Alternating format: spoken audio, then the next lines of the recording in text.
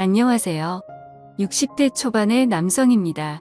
늦은 나이지만 뒤늦게 찾아온 로맨스로 요즘 하루하루 행복한 날을 보내고 있습니다.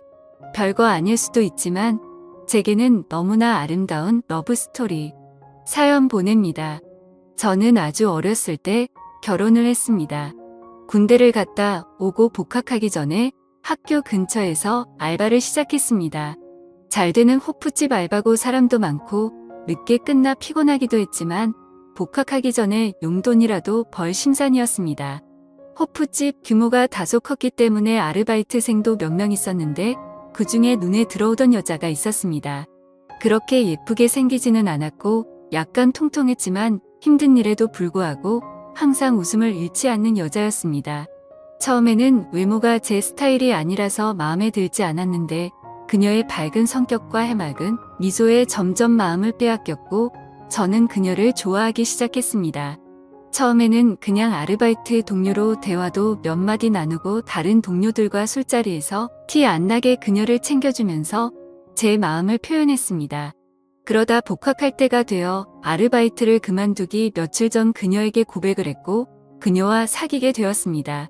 그녀와 사귀기 시작하자 그녀는 자신의 사정을 이야기했습니다. 아버지는 어렸을 때 돌아가시고 어머니랑 둘이 살았었는데 1년 전쯤에 암으로 하늘나라에 가셨다고 합니다. 어머니가 살아계셨을 때는 그래도 어머니가 대학교 등록금을 보태주셔서 아르바이트하며 용돈을 마련했는데 어머니가 돌아가시니 학교를 다닐 형편이 안 돼서 휴학 중이라고 하네요. 호프집 아르바이트를 해서 월세 내고 생활비하면 남는 게 얼마 없지만 그래도 학교를 다니고 싶어서 차곡차곡 모으고 있다고 했습니다. 저희 집이 그렇게 잘 사는 건 아니지만 그래도 저는 부모님께서 학비와 용돈을 다 보태주시고 학교 근처에 자그마한 전세방까지 구해주셨는데 저랑 2살밖에 차이 안 나는 그녀의 사연이 너무나 가슴 아팠습니다. 저는 그녀의 월세라도 아끼고자 살림을 합치자고 제안했고 처음엔 거절하던 그녀도 몇 번의 제안에 결국 수락하고 동거를 시작했습니다. 동거를 하고 나자 그녀가 훨씬 더 좋아지기 시작했습니다. 그녀는 낮에는 식당에서 밤에는 호프집에서 힘든 아르바이트를 했지만 자기보다는 저를 먼저 생각해 주었습니다. 제가 공부하느라 힘들다며 바쁜 와중에도 맛있는 요리도 해주고 깔끔한 성격이라 정리정돈도 잘해서 집안은 늘 깨끗했습니다. 20대의 열정적인 남녀인지라 서로 시도 때도 없이 만나서 데이트를 즐겼습니다. 저는 군대 가기 전에 몇 번의 연애를 한 경험이 있었는데 그녀는 제가 처음 만난 연애 상대였습니다. 그렇게 몇 달을 행복한 시간을 보내다 우리에게 시련이 왔습니다. 어느 날 혼자서 끙끙 앓던 그녀는 울면서 저에게 임신인 것 같다며 고민을 털어놨고 테스트기를 사서 확인한 결과 임신이었습니다. 그 당시 저도 어렸고 아직 졸업을 하려면 1년 이상 남은 때라서 눈앞이 캄캄했습니다.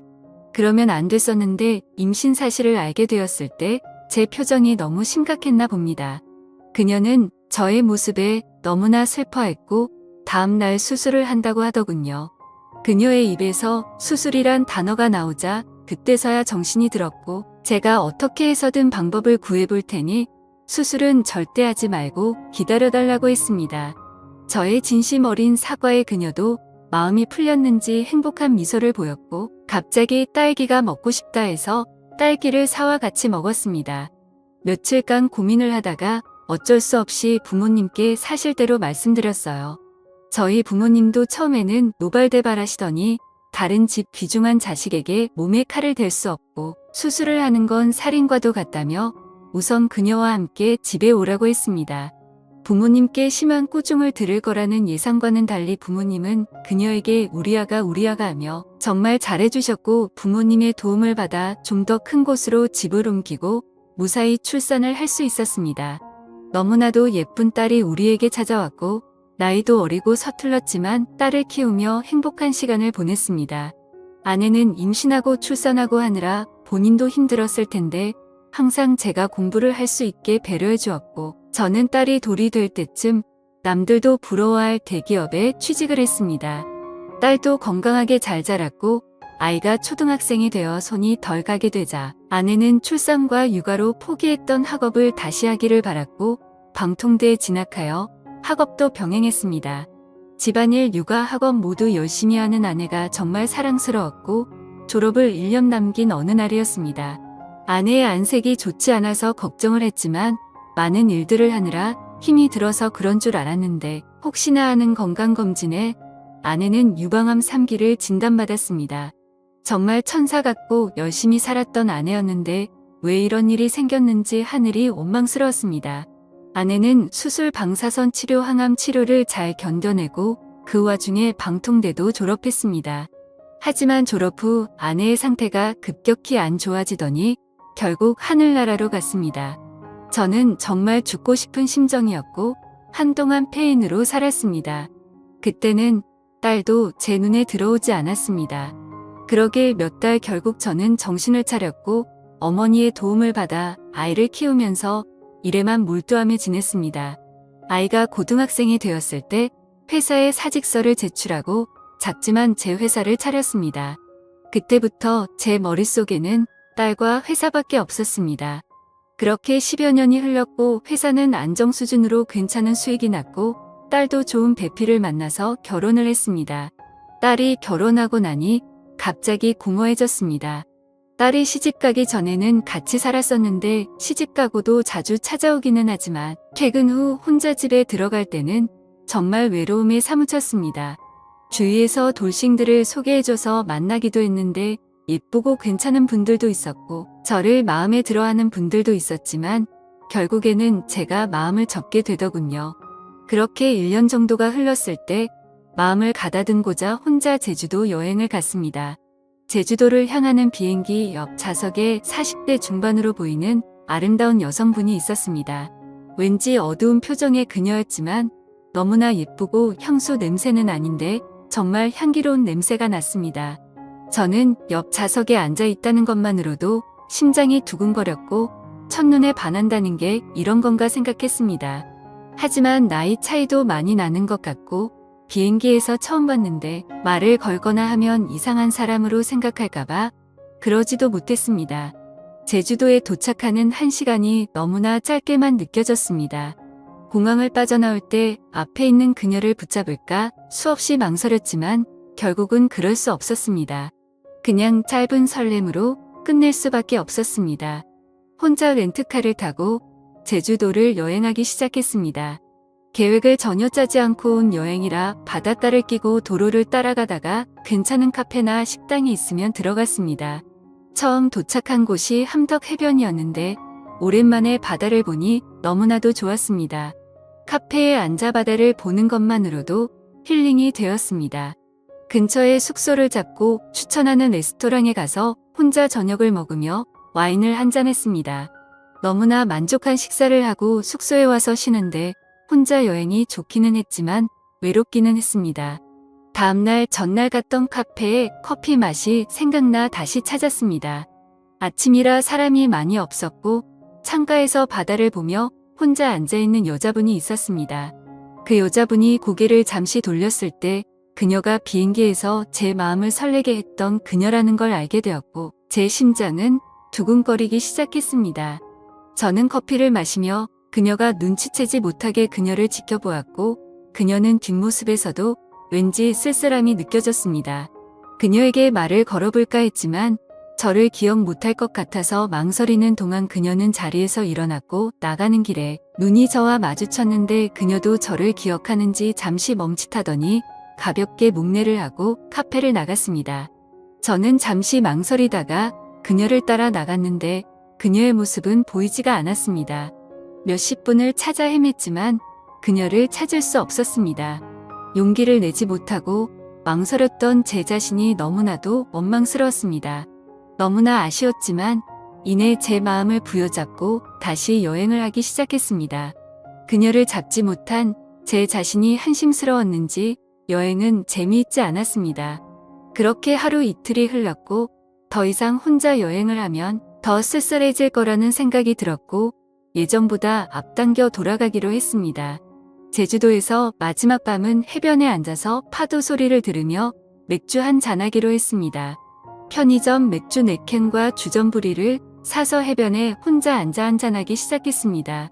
그렇게 2캔 정도 마셨을 때 정말 생각지도 못한 일이 벌어졌습니다. 해변 저쪽에서 저에게 다가오는 인기척의 고개를 돌려보니 어두운 밤이기는 했지만 달빛에 비친 그녀의 얼굴이 제 두 눈에 선명하게 들어왔습니다. 그녀도 저를 보고 놀랐고 눈인사를 한 뒤 저를 지나쳐 산책을 계속했습니다. 이번에도 망설인다면 저는 평생 후회할 거라는 생각이 들었고 용기를 내서 그녀를 따라갔습니다. 이야기 좀 나누고 싶다는 제 말에 조금 망설이기는 했지만 바닷가에 앉아 맥주 한잔하기로 했습니다. 다소 어색하기도 했고 중간중간 말이 끊기기도 했지만 저희는 이런저런 이야기를 했습니다. 그녀는 가끔씩 환하게 웃기도 했는데 그녀의 활짝 웃는 미소는 너무나도 가슴 설렜습니다. 그렇게 이야기를 주고받으며 맥주를 다 마시고 그녀의 숙소 앞까지 바래다 주었습니다. 그녀는 저에게 감사하다며 남은 여행 잘하시라고 들어가려는 순간 저는 용기를 냈습니다. 괜찮으시면 남은 여행을 같이 하면 어떻겠냐고. 저도 혼자 여행도 좋기는 하지만 같이 여행을 해보고 싶다고 했습니다. 그녀는 난처한 표정이었지만 이내 알았다며 다음날 만나서 같이 여행하기로 약속을 했습니다. 다음날 그녀를 데리러 가며 혹시나 마음이 바뀌어 안 나오면 어떻게 하지 했으나 그녀는 약속 장소에서 환한 미소로 저를 반겨주었고 저희는 함께 여행을 시작했습니다. 아름다운 그녀와 같이 여행을 하니 너무나 즐거웠고 행복했습니다. 함께 보는 바다는 너무나 반짝였고 함께 마시는 커피는 너무나 향기로웠고 함께 먹는 요리는 너무나 달콤했습니다. 저희는 같은 숙소에 따로 방을 잡고 근처 이자카야에 가서 이야기를 나누었습니다. 같이 여행을 해서 그런지 전날보다 많이 가까운 느낌이었고 그녀는 저의 인생에 대해 궁금해하길래 결혼해서부터 아내와의 슬픈 이야기 딸아이가 결혼하고 너무나 잘 살고 있지만 외로움에 하루하루 힘든 이야기를 했습니다. 그러면서 제 명함을 그녀에게 건넸고 그녀는 그날 본인의 이야기는 많이 하지 않은 채 제 이야기를 너무나 잘 들어주었습니다. 다음 날도 함께 여행을 했습니다. 수목원에 가서 같이 산책도 하고 바닷가를 거닐기도 하고 이제 조금 가까워졌는지 장난도 치고 정말 행복한 시간을 보냈습니다. 저녁 노을을 배경으로 바닷가를 산책할 때는 가볍게 손을 잡기도 했습니다. 숙소를 잡고 숙소 앞 분위기 좋은 와인바에 가서 와인을 마시며 대화를 했습니다. 그녀는 술이 조금 취했는지 아니면 제가 편해졌는지 본인의 이야기를 하기 시작했습니다. 그녀는 40대 초반이고 아들이 하나 있는 유부녀라고 했습니다. 그녀의 남편은 평소에는 너무나 자상하고 괜찮은 사람인데 술에 취하기만 하면 사람이 돌변한다고 했습니다. 처음에는 물건을 던지거나 가구를 망가뜨리는 선이었는데 몇 년 전부터 심해지더니 자신을 때리기도 하고 최근에는 아들한테까지 손을 대기 시작했대요. 몇 번이나 이혼을 하려고 했지만 그때마다 다시는 안 그러겠다고 무릎까지 꿇고 울고불고 매달리는 남편을 참아내치기가 힘들었대요. 저런 아빠라도 아들에게 아빠가 있어야 한다고 생각해서 그동안 참고 살았대요. 그러다 몇 달 전 남편이 아들에게까지 손찌검을 했고 아들은 그 트라우마로 한동안 힘들어했대요. 지금은 아들도 많이 괜찮아졌지만 아빠를 너무나 무서워하고 있다고 하네요. 남편은 다시는 그러지 않겠다고 또 매달렸고 이번에는 정말 끝을 내야 할 것 같아 생각을 정리하고 싶어서 혼자 여행을 왔다고 했습니다. 예쁜 얼굴에 가끔씩 보이는 어두운 표정이 그것 때문인 걸 알게 되었어요. 저는 그녀의 어깨를 다독여주며 그녀를 위로해줬고 그녀는 서러움이 폭발했는지 제 품에 안겨 후 느껴 울기 시작했습니다. 그렇게 수십 분 그녀를 다독이고 그녀도 이제 좀 괜찮아졌는지 해변을 걷자길래 손을 잡고 해변을 걸었습니다. 그녀의 작고 가느다란 손을 잡고 아무 말 없이 해변을 걸었습니다. 그녀를 방 앞까지 데려다주고 돌아서는데 그녀가 제 손목을 붙잡았어요. 자연스레 그녀의 방에 들어가게 되었고 서로의 마음을 확인하고 저희는 그렇게 함께 시간을 보냈습니다. 이후 저는 그녀에게 앞으로의 여행도 함께 하기를 바랐고 그녀는 아무 말 없이 미소를 보였습니다. 다음날 아침 햇살에 눈을 떴는데 옆자리에 그녀가 없었습니다. 화장실에도 없는 것 같았고 아침 산책을 나갔는 줄 알았는데 그녀의 캐리어가 없다는 것을 알게 되었습니다. 화장대 위에 그녀가 쓰고 간 메모장이 있었는데 좋은 추억 만들어줘서 감사합니다. 행복한 여행과 인생 되시길 바라겠습니다. 라고 적혀 있었습니다. 저는 그녀를 놓칠 수 없어서 호텔을 나와 그녀를 무작정 찾기 시작했습니다.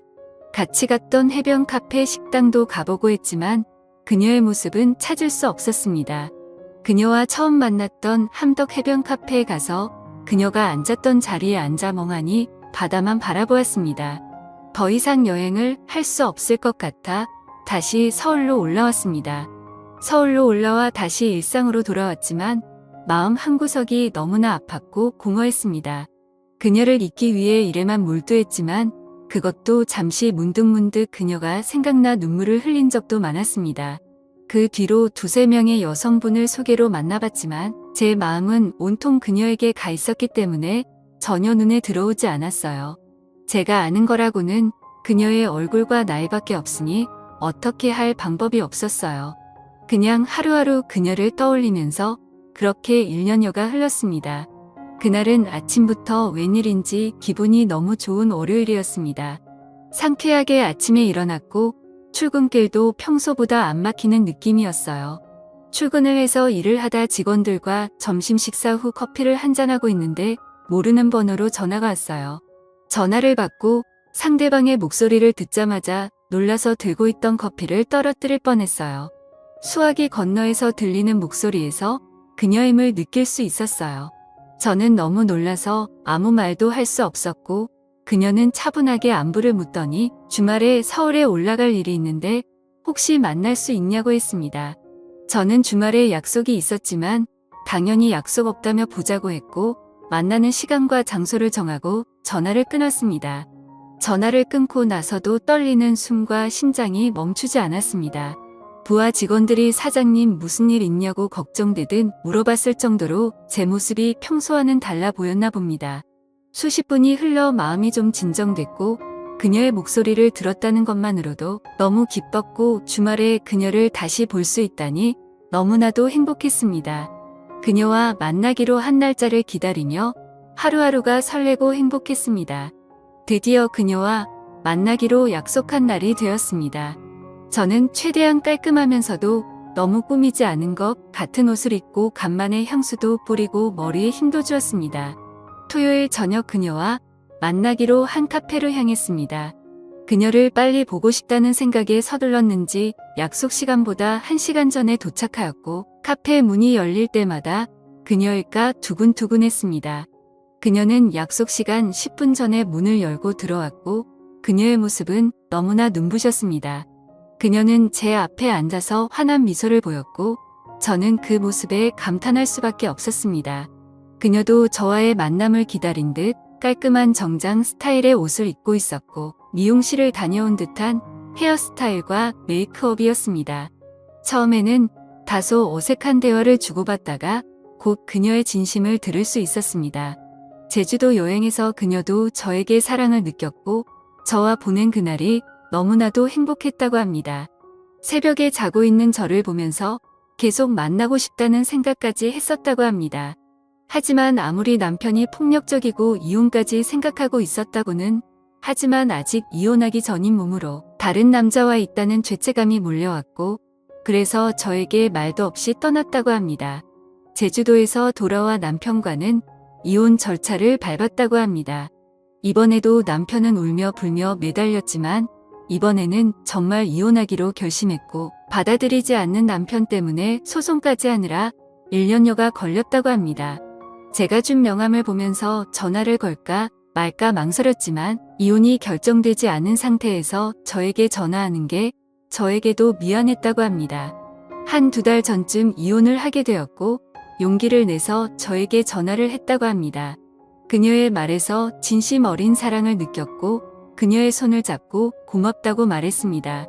저희는 근처 근사한 레스토랑에 가서 식사와 와인을 가볍게 마시고 행복한 시간을 보냈습니다.